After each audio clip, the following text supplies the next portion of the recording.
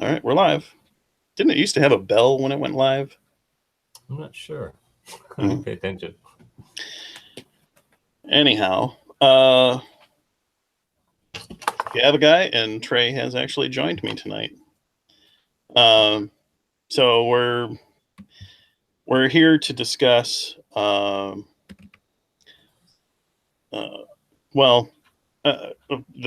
inspiration for this kind of came from another one of conversations that we have had back and forth on the Facebooks. A post.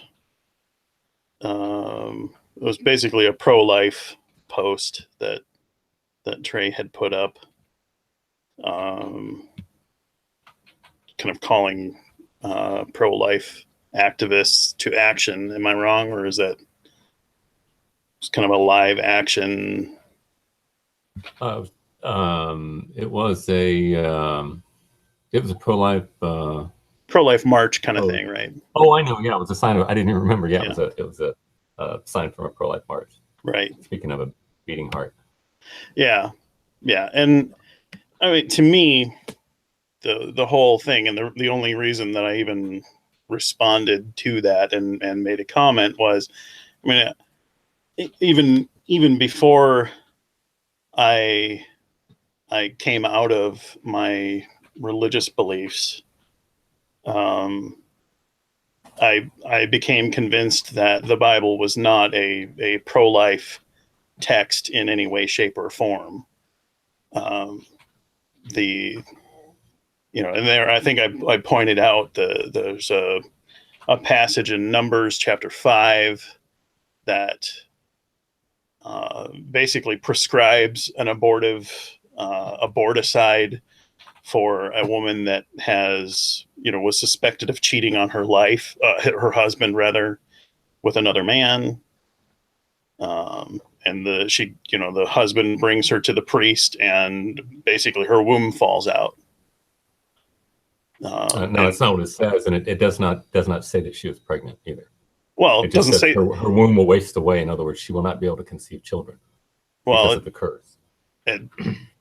If her womb is full, what happens? The's no exception in there, right? It doesn't say her womb is full. It says nothing about. It says that her abdomen will waste away. Right. Well, and if she has been cheating on her husband, is it possible that she will be with child? It is possible, but that's not what is prescribed. But even, let's say it does. Let's say it is an abortion. What does that have to do with abortion on demand?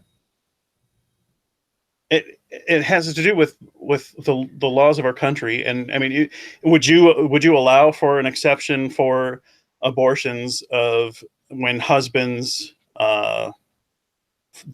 suspect that their wives have cheated on them, that a husband can take his wife in to have her sterilized? No, because that's not what's happening there. Well, what's happening? We're in an Old Testament dispensation when God is saying this is judgment under a theocratic rule, judgment for sin. Just like if you murder somebody, you're to take them out and you're to stone them. Okay, so but now what's moral and just has changed, right? I'm sorry, what do you mean? So if that used to be moral and just, but it's not anymore, right? Well, yeah, we're in a dispensation of grace now, where we don't have to live under that. Morality and justice has therefore changed. In a sense that the positive law has been removed and the moral law remains. But I mean, was it just between positive and moral law? Was it just for that to happen and for human beings to carry out that punishment at that time? Yes, it was. It was prescribed, and it was. But it's no longer. That is no longer a just punishment. Is that right? We do not live under a theocracy anymore. Do you know what the whole purpose of the Old Testament law was? And the whole Old Testament dispensation? There's certain laws that have certain purposes for certain peoples for certain times. That's called positive law. That's not moral law. Okay, you look at the fact that you have to go and sacrifice a lamb or a goat in the Old Testament We no longer have that anymore. Can you tell me why you might imagine we don't have that anymore? Well, I know that according to Christian theology, that it's because Jesus was this ultimate sacrifice. Okay, so it was a shadow of the Messiah who would come, who would be the Lamb who was slain for our sins, right? Well, I mean, the whole idea is that that was inefficient in some way, shape, or form, or not the ideal, right?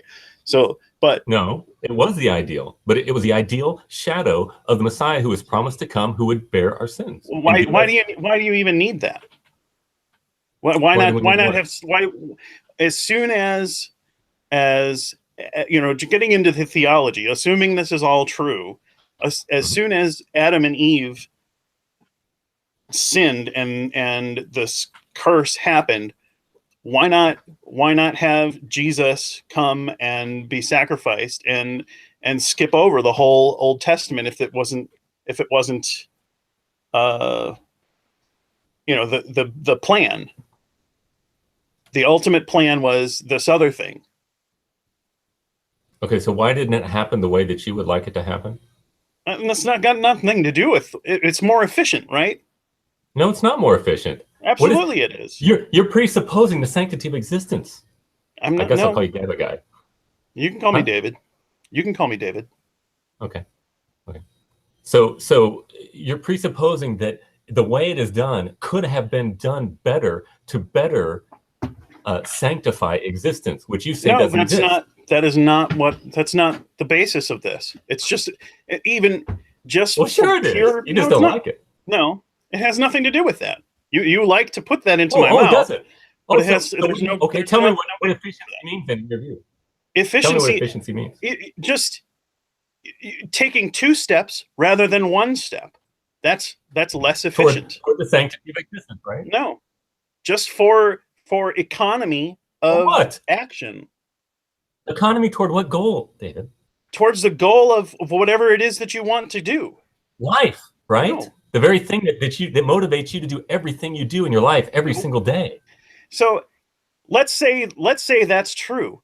Is it less efficient or more efficient to take 2 steps towards this goal you think I want than it is to take 1 step? Okay, which one's more efficient? I want you to first concede that is your goal.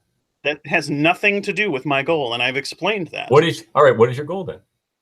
Efficiency. Efficiency it is for efficient. What?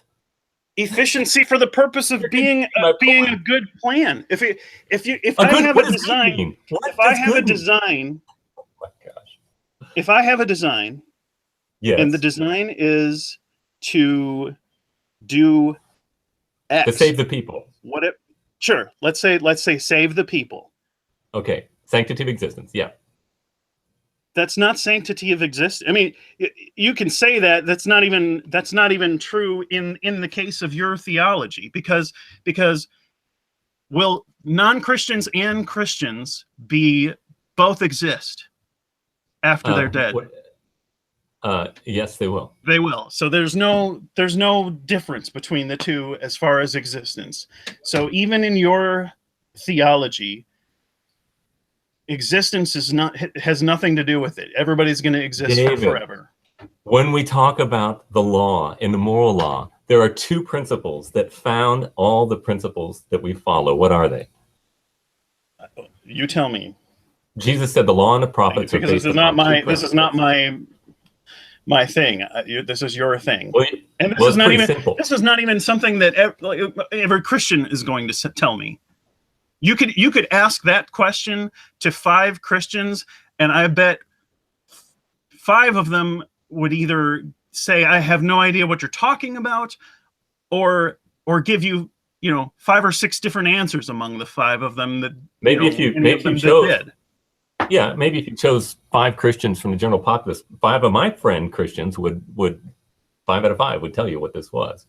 What is the foundation for the law and the prophets?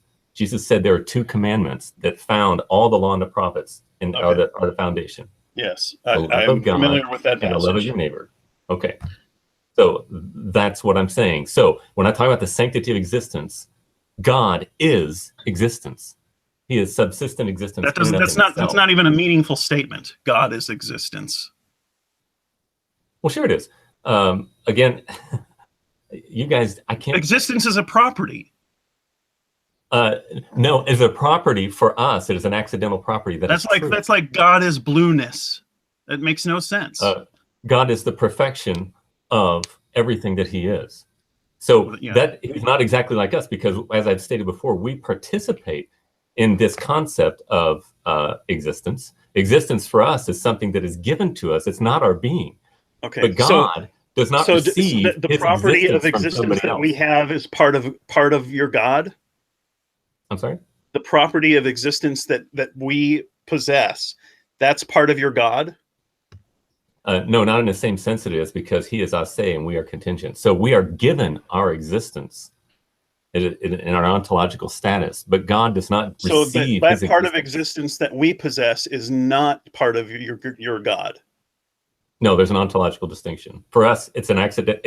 I wouldn't say it's an accidental property, because if we didn't have it, we wouldn't be humans. But it is something that is not identical with our essence. We have. So then your God is not existence, because we have existence, and even what you just said, your God is not the existence that we inhabit or possess. There is an analogical correspondence between our existence and God's existence, but it's not the same thing. Okay. It's not exactly the same. It's not equivocal. It's analogical. That doesn't even make any. And I can't believe you spent 4 years of your life studying these things and you don't know it. I can't believe that you think that you know more than people who did study these things, and you basically have been exposed to one apologist and maybe a handful of others, they're of the similar camp. So now we can just do whatever you want. So I would like to turn to this passage in Judges to further illustrate the fact that there is no rhyme or reason or consistency in the idea of morality as represented by the God of the Bible. Okay, but before we begin, we need to go over our agreement. You promised that I could have access to mirror all of our exchanges, which I think there are 4 that you have in your channel, which you have blocked me from. You have not allowed me to mirror, which I have allowed you from the beginning. May I have rights to mirror those exchanges? We'll get to that. Actually, I want to talk about that. No, we're not going to get that. No, we're going to get it right now. I want to talk about that in reference to some of the passage that we're getting to here. It's a yes or no question, David. I've already answered your question, and I've you have it in writing on your post there. No, I don't. I just need you to say it right now. As I told you, I'm recording this myself. I will give you mirroring rights.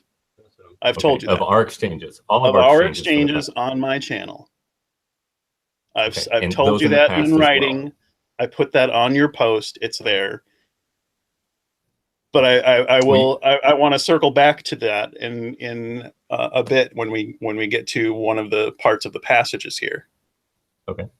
Because you expect that will happen, the fulfillment of that will happen within your lifetime, right? Fulfillment of what? Of my promise to allow you to.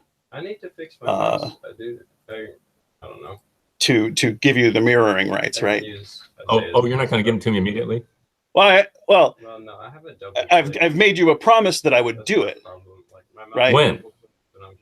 Right. Well, it needs to happen as soon as this hangout is over. I need to have those rights. You don't have to have that, because I've made a promise and it will happen. Right? No, it won't happen. Okay, but isn't that what a promise? As long as it happens eventually, that's acceptable. When you make a promise, eventually, if that's our agreed to promise, yes, but that's not our agreement. Okay. Oh, so okay, I see. All right. You're real clever, don't you? No, let's go on now. I will give you immediate access. So when this hangout is over, do I get access as soon as it is over? You will open them up and allow me to copy them. Access when this hangout is over. I wanted to demonstrate that would not be in your mind a fulfillment of of a promise, correct? Yes, it would be a fulfillment of promise if I agreed to it. Well, but if it's not spoken, it's assumed, right, that would happen before you're dead. It's implied. If I'm going to fulfill a promise to you, and I make a promise to you, mm-hmm. that promise is not fulfilled if you're dead after it's fulfilled, or before it's fulfilled. I should have because said. Yes, we are two parties making a covenant, and both parties need to agree to both sides. There are covenants, though, that do not require agreement on the other side. It's just merely given because of the generosity of the giver. Excellent. So, all right, we'll bear this in mind. We will. Okay. So Judges 19. Uh-huh. Did you refresh yourself on this story? I didn't read it. I'm kind of familiar with it, though. Okay. All right. So it's the story of the Levite's concubine in the book of Judges. And for anybody that's listening and who's not familiar with kind of the timeline in the history of the nation of the ancient nation of Israel, or the Hebrews, this came after the Exodus. They had kind of settled to some degree in Canaan, correct? Yes. Yes, but it was before the era of the Israelite kings. That's right. And the judges, this was the ideal setup, apparently, of their civil society given to them by Yahweh, correct? Not really the ideal. No, they didn't really obey. And they lost authority and power until finally they didn't want to judge Samuel, and they asked for a king, and God says... Right, but was God happy? Was the God of the Bible happy about that request for a king? No, because their motive was to be like everybody else around them. I see. But other than that, it was good to have a king. He used it for his good. But was it his motive? Was it his ideals? It wasn't the setup that he had handed them, right? No, it was their motive for what they wanted the king for. There was always what he did want a king.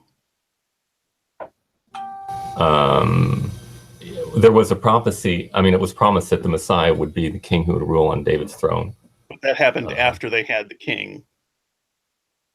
That wasn't before they had the king. That prophecy.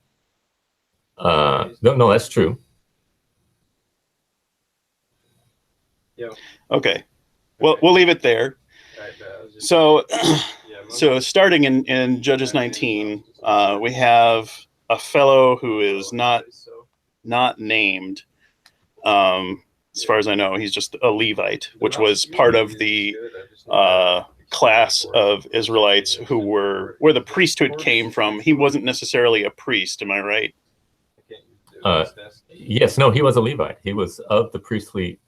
But it was a tribe where the priests came from. But I don't know that every Levite was a priest. No, I'm wrong. You're wrong. He was a Levite, but he was not where he was supposed to be. He was supposed to be in Jerusalem. Okay. He was wandering around. Okay. So it says, and it came to pass in those days there was no king, and certain Levites staying in the remote mountains of Ephraim. He took for himself a concubine from Bethlehem in Judah. Yeah, that's good.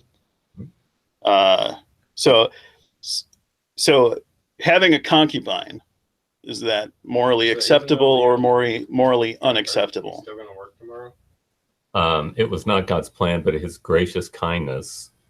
He overlooks which we all have, significant faults, and is gracious with us. Where does it say that it wasn't his plan? Jesus said, "For this cause a man shall leave his father and mother, and two shall become one flesh. Therefore, what God has joined together, let no man separate." His plan from the beginning is one man, one woman for life. Really? But it doesn't actually say that. I hate when everybody goes. Indeed, it does. And in the New Testament, you can't even be an elder and have more than one wife. Well, you can't be an elder, right? So the elders were supposed to have one wife. No, it was a standard. That was like in the New Testament, there was a tightening of the standard to go back to more careful creation and cosmological mandate to one man, one woman for life. You do that or green I don't. What do you think? It doesn't actually say that. You're adding to the text there, aren't you? No, I'm not. I mean, it's just, it doesn't. It doesn't say those things. Yeah. All right, let's look at Matthew 19, I think. I mean, I'm familiar, and you quoted or roughly quoted the verse, saying that two will become one flesh, but it doesn't say that They were asking a about man divorce. can't be more. It doesn't say that a man can't be one flesh with more than one woman. Yeah, no, yes, it does. It says, well, it says right here, have you not read, he who created them male and female, and for this cause a man shall leave his father and mother and shall cleave to his wife, and the two shall become one flesh. Right. One man leaving his family, one woman leaving her family, the two become one flesh. They are no longer two, but one flesh. And what therefore God has joined together, let no man separate. Sure. I don't know how it could be more clear. Well, it does not. It doesn't say. I mean, and the practice at the time was polygamy. That's right. That's right. That's why God was gracious with it, because all around it, people. He doesn't say there. So you shouldn't have more than one wife. He just says that a man can be joined with a woman and they can become one flesh. But he doesn't say that a man can't become one flesh with multiple women. No, it does not. It says that's how that God made the creation from the beginning. That one man, one woman, to two make one flesh. I mean, and all throughout the whole of the Old Testament, that was not mentioned. Oh, there's a text. That's what I need. It was a common practice for the men to have multiple wives, to have concubines, and to even visit prostitutes. Even prophets would go out and visit prostitutes, and as long as the prostitutes, Samson. Okay, Samson was a judge. Well, and I believe there were what is it, Amos? You're thinking of Judah, maybe. Judah did. Okay. No, Amos was commanded to marry a harlot. Not Amos. I'm sorry. Hosea. Hosea. Okay. Because there was definitely. I knew it was one of the minor prophets. I knew so. But so yeah. So I mean, I guess he married the prostitute, but there was no command against sleeping. You couldn't sleep with another man's wife, and that was forbidden. But and you weren't supposed to violate another man's daughter or a virgin, because that ruined her value on basically the bridal price that the father could be paid for her. No, it would defile her. It would defile her so that nobody would want her. If you were right, not a virgin, nobody wants you, and you would essentially be starved to death. Nobody would care for you. Well, you're an outcast. Well, why couldn't that be changed? Like, why couldn't he say, hey, that mentality in your society is malignant. You should. Why would that be malignant for women to be pure, to keep themselves from spreading their legs for every Joe on the corner? Well, was the same standard held up for men? Indeed, it was. But if you could, come on. According to the law, if a man was an adulterer, he is to be stoned. Well, if he's caught in the act, but right. But the men. I mean, it's all over in the Old Testament where men are sleeping around with multiple people and nobody's stoning them. The passage in Numbers chapter 5, standard, isn't it? In Numbers chapter 5, it says bring the wife and she will be infertile. What happens to the man if he's infertile? I mean, if he's committed adultery in Numbers 5, there's no provision there saying, oh, he's going to be infertile. He can take another wife, and he can have children and offspring through her. He can have sex slaves. There's nothing prohibiting that. He can have sex slaves? Yeah, absolutely. The only prohibition against having sex with a slave is if she is married, a married slave that's married to another slave. I'm sorry. If you took a slave, you could not take her as one of your own and then not just set her free because no one would care for her. In other words, if you're going to take a slave, you got to take her as someone you're going to care for. Again, yeah, well, you can care for her, but she's your slave, and you can beat her if she does not perform for you. If there's no prohibition against sex slavery. There is such a thing as you can take a slave for a woman. In other words, if you could not provide for your family, you could sell your children. Mm-hmm. Both male and female, or yourself, into slavery so that you would not starve to death. Right. But you lost a lot of your rights in doing so. Yes. So although they didn't have Social Security back then, so if you had you gave up a lot of your rights to freedom by doing that, but you're able to live. And so there's a what do you call it? A built-in deterrent for this provision. Okay, and likewise, for when you did sell your daughter into slavery, it says in Exodus 21 that she's not to go free like the male slaves after 7 years. That's exactly right. Because if you have a woman who is defiled sexually, nobody wants her. She will starve to death. You have to care for her for the rest of your life. She's basically a sex slave, and then you have to. She's your slave. She would be like a concubine to you. But you could also sell her off as a sex slave to someone else if you wanted to make some money or needed a little bit of cash. I don't know about that. And this is within Hebrew slaves. Yeah. Well, and then if it's a foreigner, the foreigners even. Go ahead.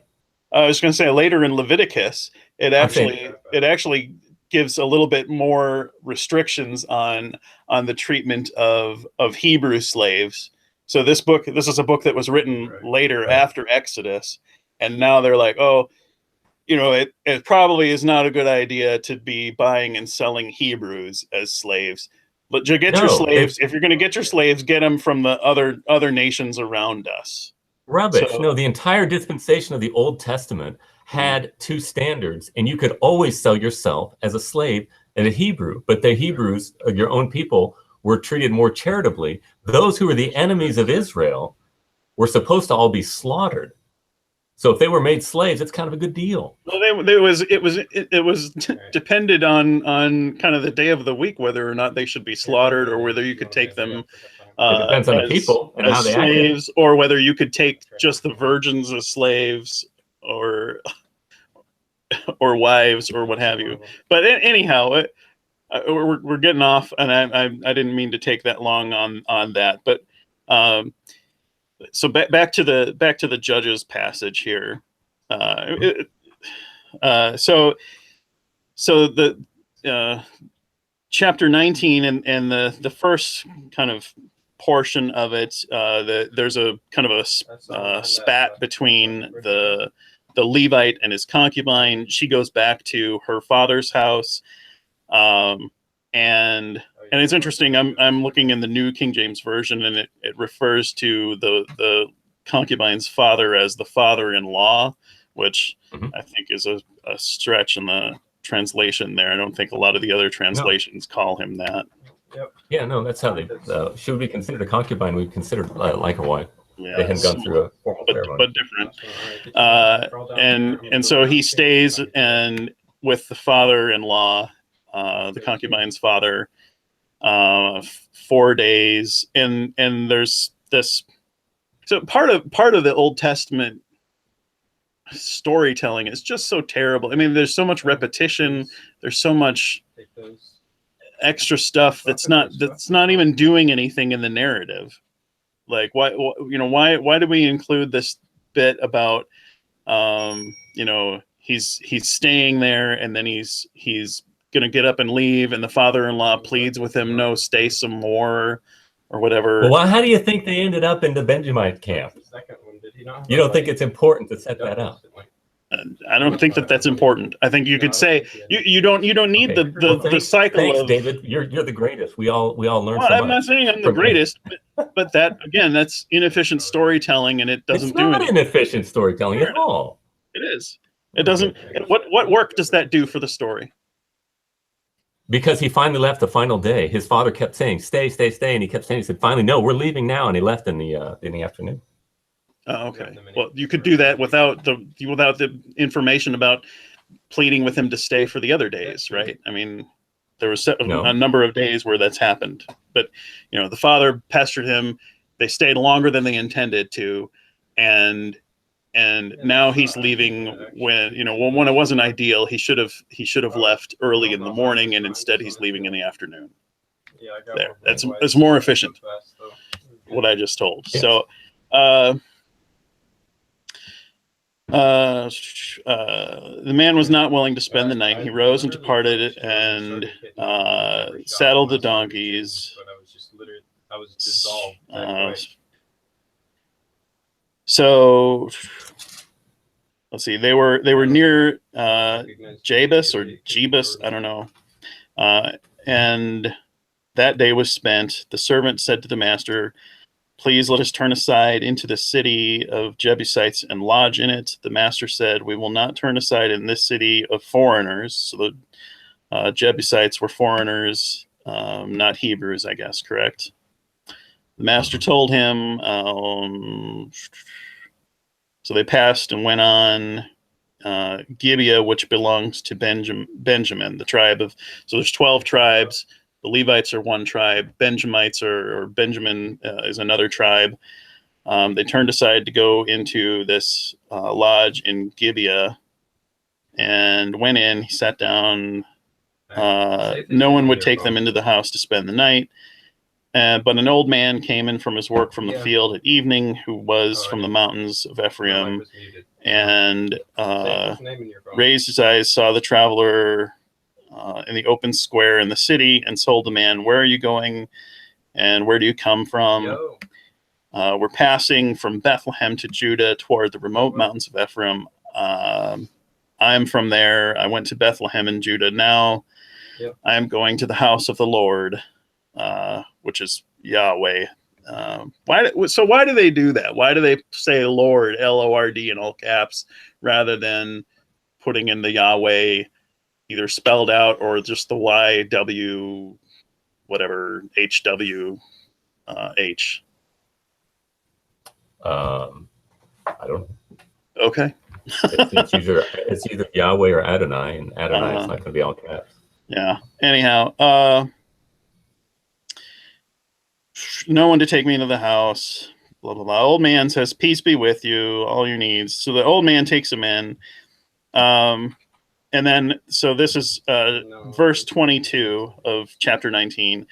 As they were enjoying themselves at the old man's house, certain men of the city, perverted men, surrounded the house and beat the door. They spoke to the master of the house, the old man saying, "Bring out the man who came to your house, so we may know him carnally." They want to rape the man. The master of the house went out to them and said, "No, no, my brethren, I beg you, do not act so wickedly. Seeing this man has come into my house, do not commit this outrage. Look, here is my virgin daughter and the man's concubine. Let me bring them out now. Humble them and do with them as you please, but do this man no such vile thing." The men would not heed him, so the man took his concubine, brought her out to them, and they raped her all night until morning, and the break of day they let him go. So what's the moral thing here? So clearly the raping is immoral, and it calls them wicked for doing that, or it doesn't call them wicked for raping the woman. It calls them wicked for basically coming and demanding that they give him, the man to be raped. What? Do you know what's going to happen in the next chapter? Yeah, I absolutely do. What happens to the tribe of Benjamin? Well, they get massacred. Yeah. They get massacred. They are completely massacred almost, Yeah. right? Yeah, virtually Like 400 wiped out. Fight them if you got both of us. Yeah. Yeah. Okay, but so but what? Point? So I'm stuck behind this so bench. What was the handing over of the virgin daughter or the concubine, was that a moral thing to do? That was a horrible thing to do. Well, why aren't those guys chastised, or why doesn't it specifically say, this was wrong? But it's not like, and this also echoes what was it Lot does in Genesis? Um, I mean, Lot, the men in Sodom and Gomorrah, when the angels come to visit Lot, I don't know what chapter this is, but it's in Genesis, and it's 19. It's the same chapter in Genesis. Is it? That's interesting too. But so the angels come, and the men of the town in Sodom and Gomorrah come and say, hey, give us those good-looking guys that they didn't know are angels. Apparently, we want to have sex with them. And Lot offers them his daughters, right? And Lot is the only man in this town who is morally upright. But that's what he does. Right. And here's another example of somebody doing virtually the same thing, protecting the virtue of the man and offering the more vulnerable virgin daughter and concubine. Yes. David, there's no moral reprimand. Do you consider yourself a morally upright person?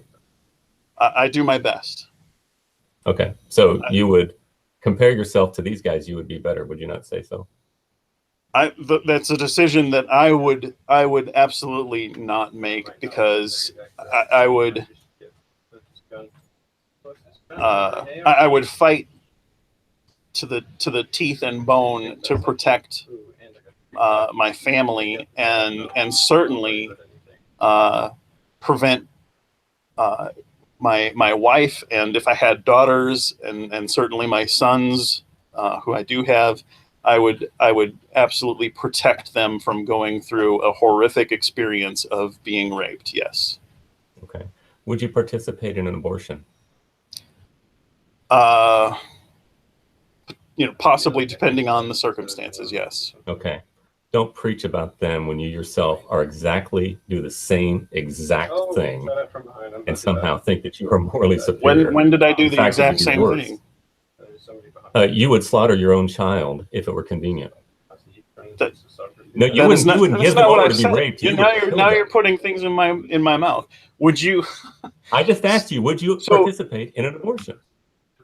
That's different. So one, participating in an abortion doesn't mean it's my child. It doesn't mean that it's an abortion of convenience, and it doesn't mean that there aren't other circumstances that mean that it is. Okay, let's hear the circumstances. So if to save your own life, like these guys did, to save my own life, I'm not pregnant. To save my wife's life, not even that far, huh? I'm sorry. You would do it even if it wasn't about your life. These men were trying to save their lives. I'm not justifying it. It says how is it? What they did was wicked. But I think that you're probably worse than them in this instance. How so? Well, you would kill your own child if it were not to save your own life, even. I would. It's to save the life of my wife. Okay. Is there any other instance that you would do it? I'm sorry. Is there any other instance that you would participate in an abortion? Yes, if my wife was raped and the rape resulted in a conception. You don't have to take. You would kill her child at least. It's not a child that she was, a willing participant in creating. And okay, so she doesn't want the child. It belongs to someone. It belongs to someone who violated her and took away her choice at how her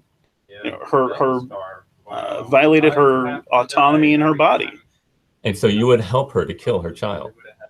I would help to terminate. Not turn him over to men to rape the child. You would murder the child. You would participate in that. Not even to save your own life. It's not, and because it's not even that baby is inconvenient. This is not. Yeah. Well, it's not that it's inconvenient. It's that it is not. It's Why not inconvenient? No, that's not a choice of convenience. To have somebody else's child whom you did not conceive in your womb is terribly inconvenient. That's not the point. The point is, it's a human being, and you would love to kill it. I would love to. Isn't that what you would say? No. Do you think that women who make the choice to have an abortion are relishing the experience? No. That's what I mean by love for it. You would not hesitate. It would be, yeah, let's do it. Let's kill that child. I don't think of that as a child. It's not a human. I mean, it's a human life, but it is not. It's not a person. It is a potential person. All human beings are personal beings. And you were deflecting from the subject at hand here, anyhow. But no, let's move on. I don't see your judgmentalism. It really kind of rings hollow in my ear when you're saying, would not even to save your own life, you would go and kill. Well, okay, so let's turn it around the other way. That same sword cuts two ways, right? Your objection to abortion rings a bit hollow to me when you think that a lot of these things that are going on in the Bible are morally acceptable. I do not rejoice at the things that are, you understand this is a narrative, right? This is not didactic, right? When David went and committed adultery with Bathsheba and murdered her husband, that's not saying you should go and murder, right? This is one of the things we know the Bible is a faithful witness because it puts the bad details in it. You don't find other religious books doing that. But at the same time, when David did his thing, when he committed his crimes, it actually called it out and said this was wrong. Right. Now, I think it's also interesting that I shouldn't get into that. That's a whole other side issue. But I mean, because there's complete inconsistency in the way that judgment and punishment is handled in the Old Testament, and I guess I'll mention it, pointing to the treatment of Achan and his family versus the treatment of David, who is royalty, and the treatment he gets, popular royalty. Was Achan pleasing to God? No. Was David pleasing to God? That's the history that we get. Yes. So okay. So you just answered your own question, right? Well, yeah. Well, who wrote that? I mean, and who was in charge of writing? If Achan had the power and the pen of the people that were recording history was in his control, like David. Okay, well, now you're changing the subject. No, it's just like you're presupposing that it's just a sleight of hand that somebody wrote. But let's say if it were real history, would it have a staying power with you? If what were real history? Well, you're saying it's not real history. That's why it's not true. Well, let's imagine they actually recorded the history according to reality. Would that be a just answer for you for Achan and David? Would what be a just answer? That one was pleasing to your God? Yes, one loved God and one hated God. And God is the one who metes out judgment. No, that's not acceptable. And why not? I mean, why? Because it has nothing to do with whether or not the punishment is just. Sure, it does. Do you realize the purpose of Christ dying on the cross? do I realize the purpose of the massacre of Jesus? Mm-hmm. Something he willingly chose to do. Why did he do that? So what? Give me your answer, Trey. To atone for sin. David's sins And were atoned for why in was that Christ. necessary? And he trusted in the Messiah who was to come. Therefore, his sins were covered. How do you know that Achan didn't do that? Because he was cursed by God. He was killed. He was not blessed of God. Yeah. Yeah. Well, you couldn't. Isn't that begging the question? No. Sure, of course it is. It's following the narrative. Achan Yeah. was a liar and a thief, and he Uh-huh. paid judgment for it. He confessed. David was a Just like liar Judah. and a murderer and a conspirator and an adulterer. And what Achan did was only wrong in that moment, because the very next battle, when they defeated their enemy, the soldiers were instructed to do exactly what Achan had done, that got him into trouble. Right. So what is the great commandment? So there was no universal thing that he violated. It was basically like, No, you're missing it. What is the great he commandment? went through an intersection, and it was a red light, but it's perfectly fine to go through the intersection when it's a green light. No. Yeah, you're not supposed to do that. But it's not something that is universally wrong to do. It's not like there's David, what is the great commandment? Which great commandment? The greatest commandment, which all of us are commanded to do. Well, the Bible, Deuteronomy 6:4. The Bible says it's to love the Hebrew God or the Christian God, depending where you're reading. Right. So everything flows from that, right? According to your theology, sure. Okay. So if David truly did love God and Achan truly didn't love God, would it be true that Achan is God's enemy and David is not? Maybe, but it makes a lot more sense to me as someone who is outside of that construct, looking in from the outside, to say, look, here's a peon guy who served as a scapegoat when the leader messed up his battle plan and wanted to blame someone. And well, that's because you want to suppress the knowledge of God. You don't really care about facts, because as usual. I'm actually reading it with objectivity. No, you're not. You're trying to force your interpretation upon it. No, that's... You just told me that the great commandment of the religion is to love the Lord your God with all your heart, mind, soul, and strength. Yeah, but it doesn't even say that. It doesn't say that. Does that make sense? And you said yes. No, assuming that. The text doesn't even say that about Achan.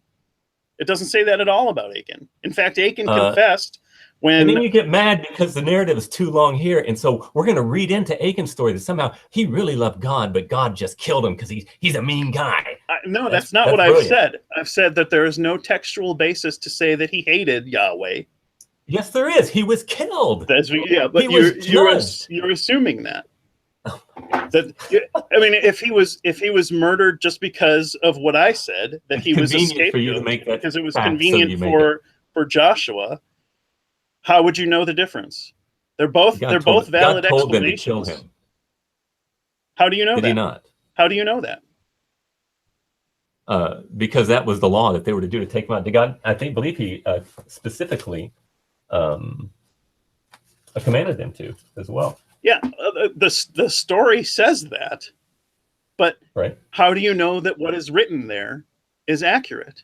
Okay, you're changing the subject. If someone told you today that God told you to kill someone, would you obey? No, I wouldn't. You wouldn't obey God. You wouldn't obey Yahweh. Hebrews 1 says that God has spoken to us in various and sundry ways through prophets, but today he has spoken through us through his son, which is the word of God. No, we don't live in a dispensation. We're not hearing God to tell us to go and kill people anymore. I see. But we're not living in a dispensation of judgment either. One person could say, yeah, this is what Yahweh told me. No, do you know what a false prophet was? What was to be done to a false prophet in the Old Testament? Yeah, they were. If you said, thus says the Lord, what would happen to you? and it didn't happen. You were stoned, but the Did you get people grace in the that? people that were the Levites, they were basically trained how to say things in a way that couldn't, had escape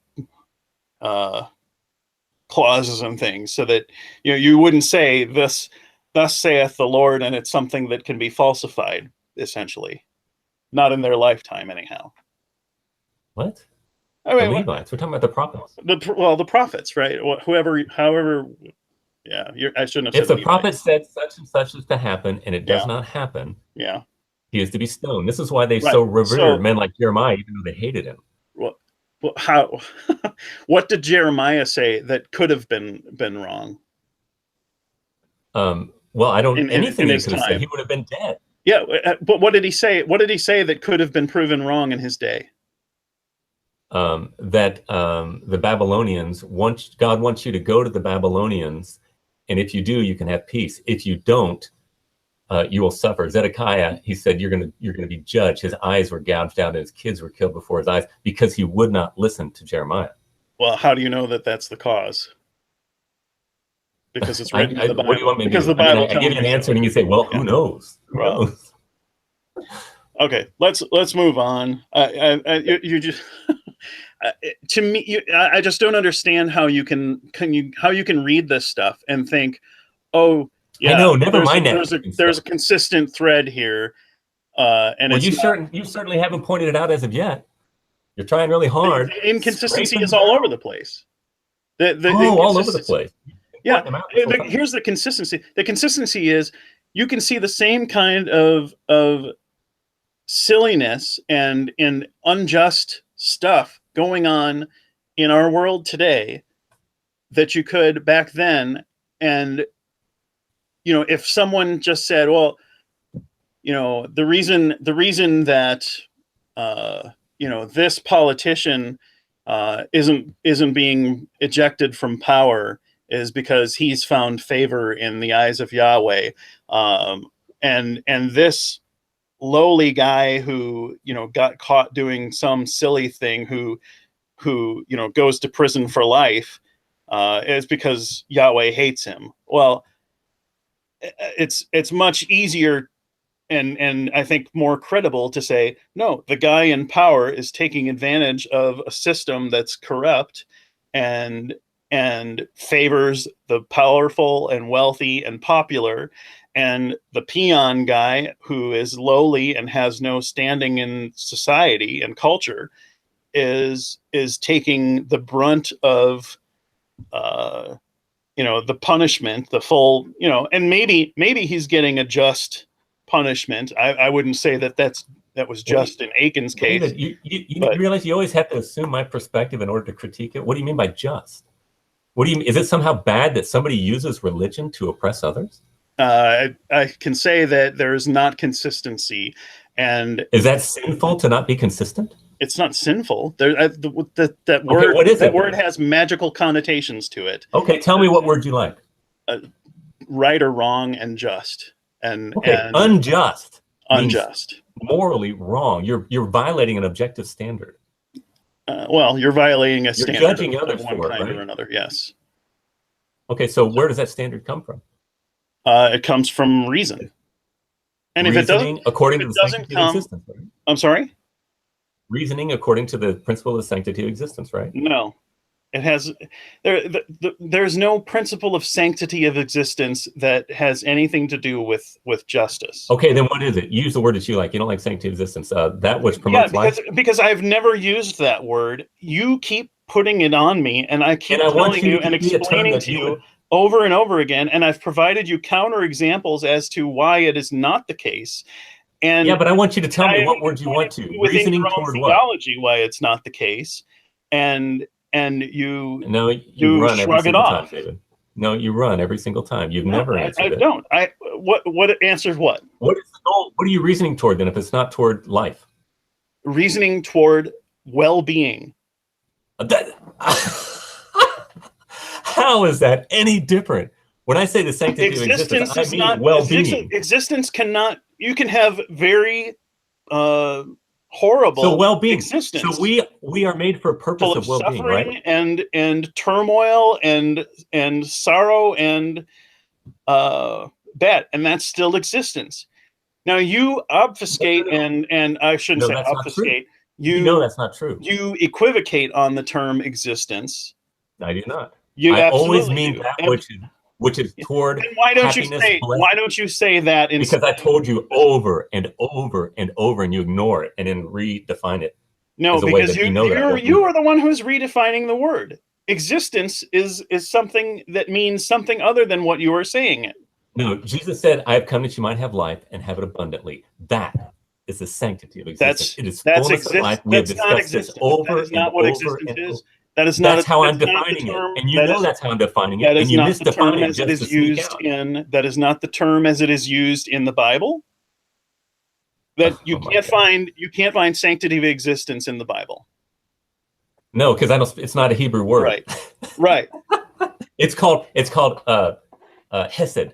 It's called hesed. Look it up. Okay, what is hesed translated in the English text? Shalom is another word that means peace, fruitfulness. You are seeking the hesed shalom of existence. Well, I'm sorry. What was hesed? How do you translate that into English? Hesed. Yeah. How do you translate that? What is it translated as? Goodness, kindness, charity, love. Okay. So and shalom is peace, fullness of being. So you're agreeing with me, but you just don't like that you have to do that. Is it objectively true that well-being is what we should all go for? You're equivocating. Those words don't mean existence. Indeed, they mean the sanctity of existence, the blessedness of existence. Oh my gosh! You were completely. That's a dishonest way. That's a dishonest way to do it. Okay, let's just talk about well-being. Let's talk about well-being. Okay. Because that's the word, and I'm defining it as it is used. I'm using it in the way that it is typically used. Okay. I mean, you will at least acknowledge that existence, as you are using it, is not the typical way to define existence. Correct? I didn't say existence. I said the sanctity of existence, the specialness of existence. Sanctity, yeah, but that's even that. Adding sanctity to existence doesn't mean what you are meaning by it. Indeed, it does. But we'll go with well-being. Go ahead. How do you justify the fact that we all have this moral imperative for well-being of existence? I don't know. Is that okay to say that? Well-being of existence? No. Well-being.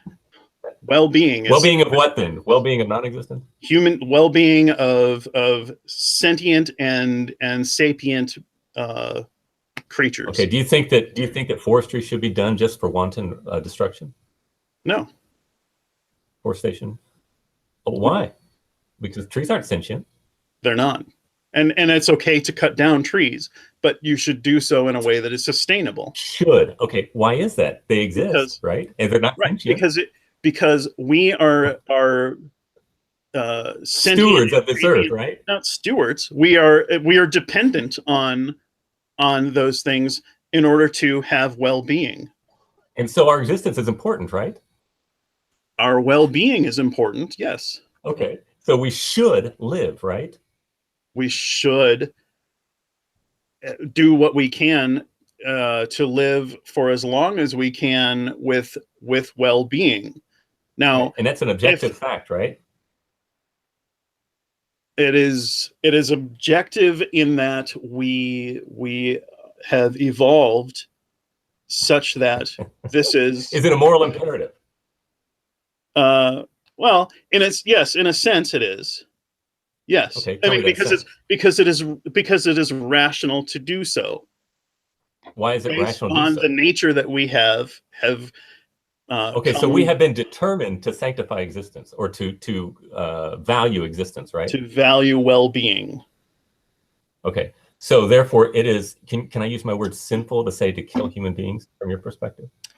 Yeah, I don't like the term sinful because it's objectively wrong, right? Sinful is objectively wrong. We'll use that. It is objectively wrong. Yes. Okay, because human beings have intrinsic value, right? No, No, there's no such thing as intrinsic value. Okay, so you're saying that human beings are valuable is just some emotion that you have, but it's not something that's a No, fact, that's right? not the alternative. They are extrinsically value, and we have By whom? we have an Extrinsically valued. intrinsic property that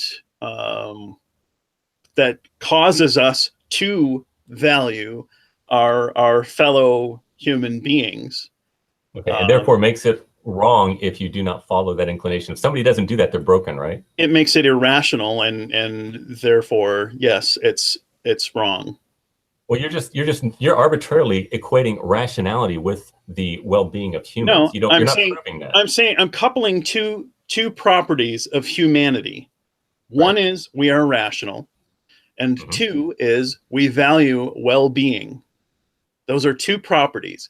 So No, if you are well-being. rational and if you value well-being as a human being, then these things fall from those two properties. Okay, so just like if somebody if does not value human being, then they are broken, right? If I'm playing chess and I want to win, certain moves are good moves, and you ought to play certain moves. You ought to avoid other moves.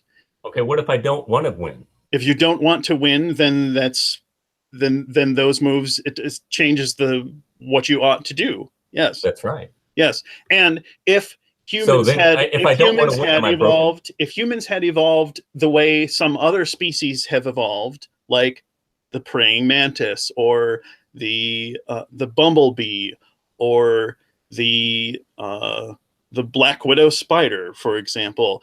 I mean, they are not social creatures. I mean, bees live in a colony like ants, and they have some kind of collective strategies and behaviors that they exhibit that in some ways are similar. I mean, they're some certain members of those groups will sacrifice themselves for the colony, and to protect. Okay, you know what? We're way off. But I'd like to get about like 8:30. It's like 25 minutes. But the point is, if we had evolved differently and we were still rational, there would be very different outcomes as to what we ought to do based on the rationality and based on our nature. Okay, I'm not gonna. You're totally obfuscating, but we'll just move on. Not at all. That's exactly how it works. I mean, no, you don't have determined indeterminately, David. I'm sorry. We are determined. We're not determined accidentally. We are determined with purpose, purposefully. Okay. All right. Our purpose is not undetermined. It's determined by definition. And you cannot have impersonality. Personhood and determination are necessary corollaries. You don't have non-personhood determining things. You give me a just so story. You're not actually justifying your view. Not at all. I gave you an explanation, and not only that, but the evolutionary model that is impersonal, right? I have referred to is absolutely, it's impersonal, and it's also something that is falsifiable, and it is something that is supported by mountains of evidence. Literally. No, it's not. Are you familiar with the principle of proportionate causality? No. Okay.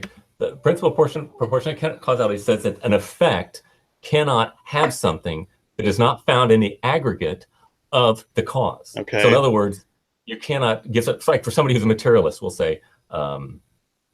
They'll say, everything must be material because immateriality cannot be caused by materiality. Okay. So when you say the principle, I'm not familiar with. I've not heard any materialist say that. I'm not myself necessarily a materialist. No, I'm just using it as an example. Okay. But let's look at the principle of proportionate causality says that something cannot give something that it does not have. For example, you have a cake mix and all the ingredients, the eggs and the milk and the baking soda and stuff, making the sponginess in a cake. Okay. Well, those ingredients individually do not have sponginess as an attribution to them, but they make the sponginess in a cake. Now, you don't have to have the sponginess in any one of those single composites that make up the cake. But within those cake, you've got to have that attribute of sponginess. Otherwise, it will not come into that. And so this is what Darwinian evolution is. The ingredients, how do the ingredients, which one of the ingredients has sponginess? The ingredients as they come together. And if they do not have that capacity within themselves as an aggregate, you cannot posit sponginess. But since where's the sponginess? It is in the mixing of the baking soda and the flour and the milk. Okay, so none of those things has sponginess. Right. But in the whole of the cause, you must have sponginess. Otherwise, the effect cannot have sponginess. Sponginess can. You're making an assertion. I don't see how that works. I am demonstrating how you cannot posit something that is not a part of the causality. You're saying unintentionality is intending intention. This is why Darwinian evolution is so stupid. No, it's 19th century superstition. It's based upon spontaneous generation. No. All right. You don't have people valuing things. You're making baseless assertions here. No, I'm not. I'm demonstrating that you cannot have something. You can't give what you don't have. That's the thing. That's the principle of causality. The principle of proportionate causality. So you can't give something that you yourself do not have. You cannot cause something that you don't have the capacity to do. Hydrogen and oxygen. Which one of those has wetness? Neither one of them. But the two together must have the capacity of wetness within them. That's so wetness emerges. Wetness emerges from two things that don't have wetness. That's right. And within the two things, they themselves necessarily. So you just defeated yourself right there. No, absolutely. We just talked about the cake mix. Yeah, the cake mix, and none of those ingredients has sponginess. But that's not what I'm saying. I'm saying the aggregate of the cause must be able to produce the effect. Otherwise, it would not happen. And that's all you need with evolution. The aggregate of the cause, which is what is the aggregate of materiality that produces personality, which is necessarily purposeful when there's no purpose in it. This is the stupidity of this aggregate. The aggregate of those things combines, and out of that arises purpose. It's no different than the cake and the sponginess. Are they impersonal by definition? Those things that produce personality. Yes. Okay. How can impersonality value personality into existence? You're throwing a whole bunch of terms in here that are unrelated. Oh my gosh, this is so basic. It cracks me up that people still believe in Darwin synthesis. It's so stupid. It's 19th century says the guy who has not gone. When is the last time you had a biology class? High school. And did you have any biology class beyond that? No, I did not. No. And did you actually? You need Argumentum to go. Ad Verecundium. Have you? Can you deal with the argument, David? Did you follow the Dover trial at all? I'm familiar with it. Did you look at the actual arguments and evidence that were presented by the scientists? Which scientific evidence refutes what I'm saying right now in the Dover trial? The scientific evidence supports the idea that we have evolved, that all life has evolved. Valued personality into existence. That's a gibberish sentence. No, it's not. Yes, it is. You cannot have and it's not even intending intention. By definition, it's unintentional. That is not even what's being suggested. You could say the same thing about your sponge cake and say sponginess. You can't sponge when you haven't. Unintentionality is a negation of intention. Can't sponge before it sponges. It's the same kind of ridiculous sentence that you were just trying to string together. You're just appealing to magic talk. It's a just so story. It's not rationally coherent. Oh, irony. Oh, irony. Okay. We're way behind on this judge's story. Okay, let's move on. Let's move on. Way off. So I would like to. So we've gotten to the point where they gave their Yeah, gave they concubine to the man. and they leave her for dead, and the there's a lot of detail. I encourage anybody that is not familiar with this story, go in, read Judges 19 through 21 in the detail, because it is ridiculous and gruesome. As you've demonstrated so far, haven't you? It's and- nice to hurl insults, but yet it's a different thing to demonstrate. Yeah, well, people can read it for themselves and they can see. Indeed, they can, and you can prove it right here now. Yeah, I'm working on it. So let's see. So the Levite, basically, he comes out of the house in the morning after his concubine has been raped all night, and he finds her, and he basically comes out and says, "Okay, let's go." And he kind of gets. It seems like in the text that he gets mad at her at first, after being raped all night. There's like no sense of sympathy or regret at all in the way he interacts with her when he comes out. Seems like it. Yeah. Let's see. This is 19 verse 29. When he entered the house, he took a knife and lay hold of the concubine. So he's gone back already. He takes the body back with him to where was he from again? I forget. It doesn't matter.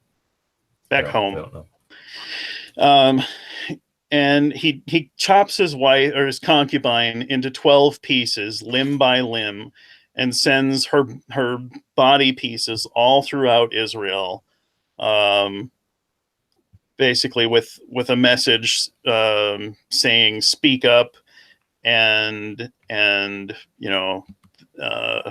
stand with me for this outrage. It's also not clear that she's even dead before he chops her up, but. Yes, it was. She was dead. Now, why is it such an outrage? What? Who are you asking?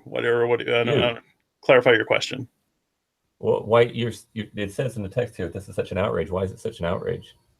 It's such an outrage that his concubine was dead. And how did she die? She was raped all night long. Okay, so is that a big deal here? But it didn't seem that it was a big deal until she was dead.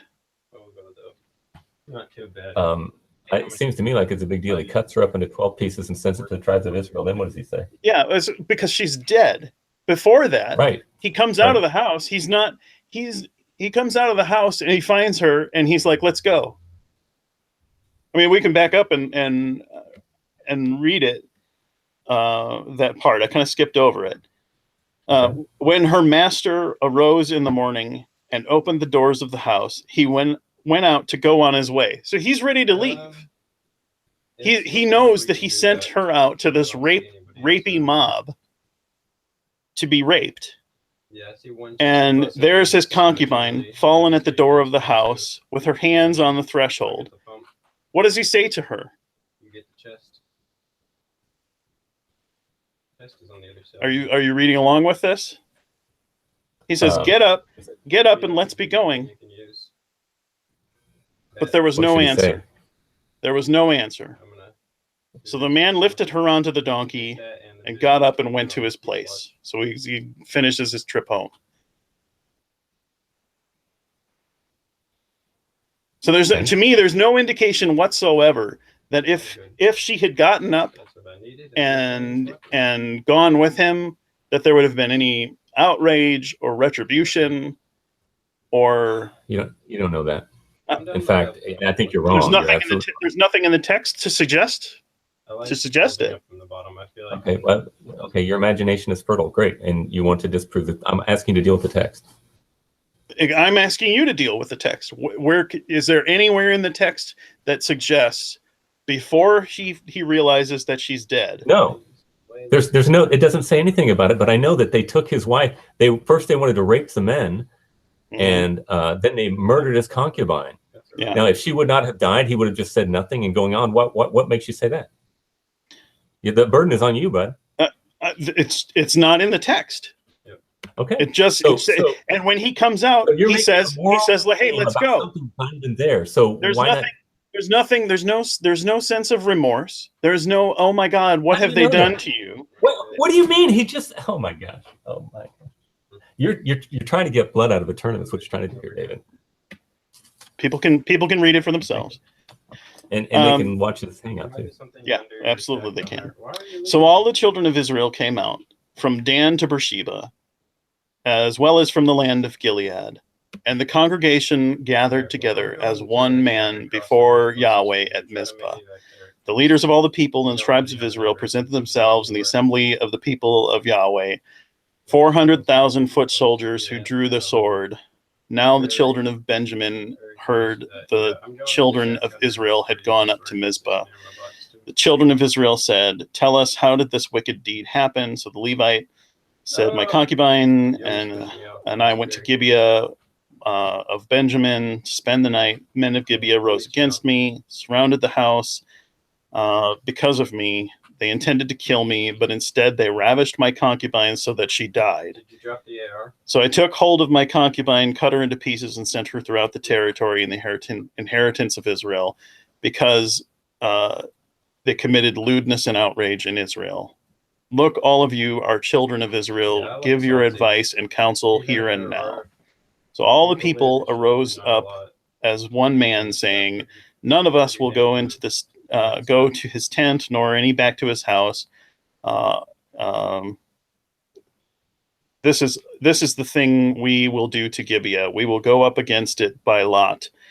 We will take the 10 men out of every 100 throughout all of the tribes of Israel, 100 out of every 1,000, 1,000 out of every 10,000, to make provisions for the people, that when they come to Gibeah in Benjamin, they may repay the vileness that they have done in Israel." So all the men in Israel gathered up against the city together as one man. And it's so close by. And the tribes of Israel sent men through the tribes of Benjamin, saying, "What is this wickedness that occurred among you? Now therefore deliver up the men, the perverted men who are in Gibeah, that we may remove the evil from Israel." But the children of Benjamin would not listen to the voice of their brethren. Instead, the children of Benjamin gathered together from their cities to Gibeah to go to battle against the children of Israel. So everybody's gearing up for battle. So either there's no chest, somebody landed on it, or somebody. Why is this necessary? Definitely somebody came through here. I don't. It's funny. On one hand, you're mad because nothing big happens, and then they go to slaughter the Benjamites. And you're saying, "Why would they do that?" I wasn't mad because nothing big happens. I was mad because this guy seems, for one, the old man offers his virgin daughter and his wife. Why didn't they just pray for an angel to come and protect the whole household? Read 19 verse 1. Hit one of them for 155. 19 verse 1. Mm-hmm. In those days there was no king, and a certain Levite staying in the remote mountains of Ephraim. What am I? So there's no king in Israel. Now read Judges 18, chapter 1. No. Did they finish you? No. Okay. Get down. In those days there was no king in Israel, and where are you at? In those days the tribe of Danites was seeking an inheritance for itself to dwell in. Okay, and then now verse 25 of chapter 21. Oh my word! What are we doing? Last one. They took a little bit of damage that time. It's not too good. Oh, sorry, chapter 21. Yeah, 21, 25. That's the last verse potions, though. Oh yeah. Of Judges, the very last verse of Judges. Oh yeah, and then no king in Israel, and everyone did what was right in his own eyes. Okay, so the constant refrain throughout this entire narrative is that the author keeps saying there was no king in Israel. Right. And everyone does what he's right in his own eyes. It was a beastly time in the time of Israeli history. And so you see the authors wanted to make a very clear point that there's no king in Israel. There's no order in Israel. I don't know if you know Proverbs 29:18, I think it says, where there is no vision of people perish or go unrestrained, but happy is he who keeps the law. Mm-hmm. If you have no rule in your land, crazy things happen, and that's what the author's basically saying right now. It's really bad. Right. Well, at the same time, like I pointed to or gestured at earlier, 1 Samuel chapter 8, where the Israelites request a king. Now requesting a king is a bad thing. Because of the you're going to say because it was the motivation. Well, yeah, they didn't want to trust the Lord. They wanted to despise trusting God and be like everybody around them. It wasn't necessarily having a king, but it's their motive in wanting to be like everybody else. Well, it doesn't seem like the other system was working for them. No, because now. No, Samuel was a good judge. Samuel was a blessing. They should have turned to the Lord, but they would not turn to the Lord. They said, we will go about our own ways. The system is not the problem. It's the hearts of the people. What were Samuel's sons doing? His sons were wicked. And in fact, the reason they turned away is because there was nobody to lead them at that point. So they said, let's have a king. So rather than go to the Lord, they said, we're going to go to the nations around us and solve this problem. Right. Well, had they gone to Samuel and complained about his wicked sons? I don't know. What's your point? I don't know. And what did he do about it? Samuel? Yeah. It doesn't really say much about that. It does on Eli's sons, but Samuel, it doesn't really speak to them. I mean, it doesn't seem like he was listening to them, and then got all flustered when they said, "Hey, we're tired of you. We're going to do it a different way." It's a theocratic rule, David. It's not a congregational rule among the people. Right. Samuel was the prophet, and he trusted in the Lord. You know, Samuel was not faulted for this. In fact, God consoled him. Yeah, it just to me, and again, as I'm reading this, I'm seeing, okay, in one place things aren't working, and they're saying, oh yeah, it would be better if there was a king, and then you go to the other place because it's like, no, king this book was idea. Written at the time of Saul. Probably it was Samuel or one of his proteges that wrote this book, and it was the one who was a leader brought order. Do you understand? Before that, in Judges, they had somebody. You've got to have some kind of a formal principle to bring the people together toward coherence. They would not read the Word of God. Well, then why didn't Yahweh give them a king from the get-go? Because He wanted to lead them through prophets and the judges. He wanted them to trust Him. It didn't work out very well. I feel like there's definitely because the people are wicked over and over. That's the refrain that you hear over and over, and it's exactly like it is today. Like David's, who wants to kill his offspring. We self-rule, and we do a lot better than they did. Yeah, you want to kill your babies, and you're living in a Christian, a Western world that is built upon the Christian meta-narrative, and you know that very well. Yeah, you know, we are the richest, most free, most charitable nation in the history of mankind, and we have been built upon the Christian meta-narrative. It's actually, some of those claims are up for debate, but in any rate, would you say we're living in a great age right now in a great country? I would say our country is pretty good. It was founded on some good principles and some good ideas. That are based on the sanctity of existence, based on wellness, right. and based on principles that were not derived. They were came out of the Enlightenment, not the Bible. Really? So tell me, how do you run the American system without intrinsic human rights? You need rights, which were derived from the Enlightenment thinkers. Where do you get rights? Thinkers? Now, tell me from Locke's second treatise. Tell me about that. How do you know that? How does that Enlightenment work when Locke was a Christian, and he's the one who basically wrote our Constitution? Yeah. Locke may have been a Christian. I won't argue against that. But what is the scriptural basis for his ideas? That all men are created equal and are endowed by their Creator with certain inalienable rights. That's not scripture. Indeed, it is. That's not we are made by God. We have value because God gives us. That What do you mean it's not scripture? That humans were created is. Do you know, David? There are only two categories of people that Locke There's could not deal nothing. with. You know There's nothing. The only thing in the Bible about rights is Paul saying, "I should not demand, or I don't demand my rights." Oh, good grief! You want to move on here because I need to get going. I haven't had supper yet. I'm really hungry. Yeah, neither have I. All right. Okay. Yeah. Do you want to do it continued? Yeah. Why don't we do We can that? do continued, and we can wrap this up on. We'll do the next one on your channel. Well, I don't care. I don't. David, if you'll give me freedom to have our past events, you can host them all from now on as long as I can have mirroring rights. I don't really care. I mean, it doesn't matter to me. I don't care. There's enough of you on one channel. I honestly, I don't care. I really don't care. And the whole purpose or the whole resistance to giving you the mirroring rights is because there doesn't need to be duplication of Trey Jadlow on the internet. I've not deleted any of our things. Not at all. There's your arguments and things are so bad. They are.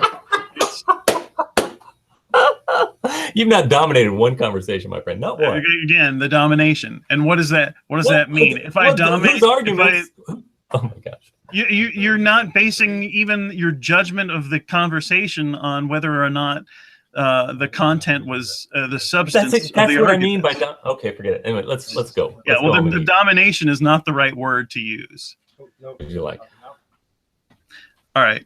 I'm gonna call it quits. Hang on just for a second afterward because I want to make sure that I do whatever I need to do to give you mirroring rights.